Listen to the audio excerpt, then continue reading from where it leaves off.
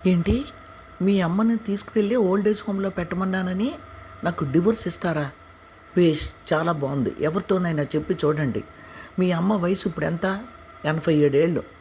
మంచం మీదే అన్నీ చేస్తుంది. ఆఫ్‌కోర్స్ మనుషులను పెట్టి చేయిస్తున్నారు. బానే ఉంది. గానీ నేను ఇలాంటి ఇంట్లో ఉండను అని సుధ అనగానే, సరే చెప్పాను కదా! డివోర్స్ తీసుకొని నీకు నచ్చినట్టు నువ్వుండు అన్నాడు కోపంగా ప్రకాష్. అంటే నాకన్నా మీకు మీ అమ్మాయి ఎక్కువా? అంత కోపంగా. అవును, ఎస్, నీకన్నా నాకు మా అమ్మాయి ఎక్కువ. ఎందుకో తెలుసా? 9 నెలలు నన్ను కడుపులో మోసింది. తర్వాత ఈ భూమి మీదకి తెచ్చింది. 20 ఏళ్ళు కష్టపడి పెంచింది.